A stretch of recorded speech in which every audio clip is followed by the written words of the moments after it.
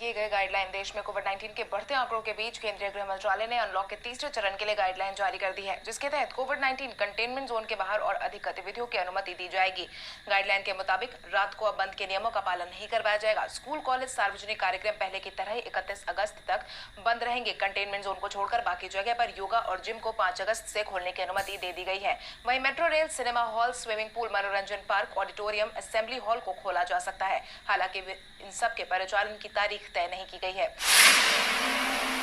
नई शिक्षा नीति को केंद्र सरकार ने दी मंजूरी। केंद्रीय मंत्रिमंडल की बैठक में केंद्र सरकार ने नई शिक्षा नीति को मंजूरी दे दी है। एचआरडी मंत्रालय का भी नाम बदल दिया गया है, जिसके बाद अब एचआरडी मंत्रालय को शिक्षा मंत्रालय के रूप में जाना जाएगा। बीते 34 साल में शिक्षा नीति में परिवर्तन नहीं हुआ था, इसलिए यह बदलाव बेहद ही महत्वपूर्ण माना जा रहा है। उच्च शिक्षा सचिव अमित खरे ने बताया है कि व्यवस्था में मल्टीपल एंट्री और एग्जिट सिस्टम का जुड़ाव किया गया है, जिसके तहत अब छात्रों को एग्जिट एग्जाम में 1 साल के बाद सर्टिफिकेट, 2 साल के बाद डिप्लोमा, 3-4 साल के बाद डिग्री मिल जाएगी। नई शिक्षा नीति कैसी बनी है जान लीजिए। 5वीं तक अब मातृभाषा, स्थानीय भाषा और राष्ट्रभाषा में पढ़ाया जाएगा।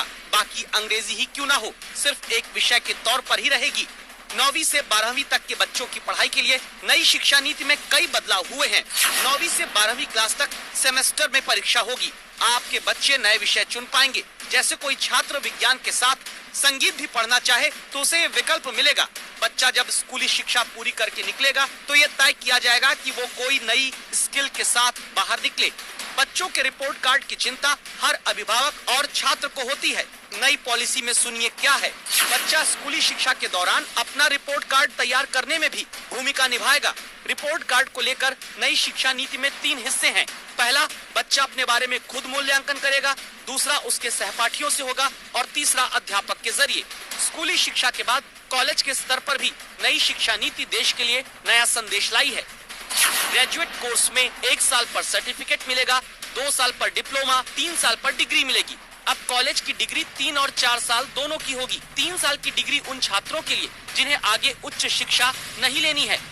उच्च शिक्षा से जुड़ा बड़ा बदलाव भी आपको हम बताते हैं। अब छात्रों को एमफिल नहीं करना होगा। एमए के छात्र अब सीधे पीएचडी कर सकेंगे। नई शिक्षा नीति में प्राइवेट यूनिवर्सिटीज के मनमाने रवैये पर भी लगाम लगाने की कोशिश की गई है।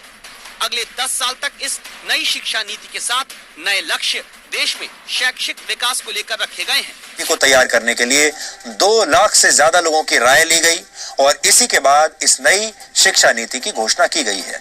यह शिक्षा नीति वर्ष 2021 और 2022 के एकेडमिक सेशन तक लागू हो जाएगी। यानी आपका जो अगला एकेडमिक सेशन होगा, जो 2021 में शुरू होगा, वो इस नई शिक्षा नीति के साथ, नए नियमों के साथ लागू होगा।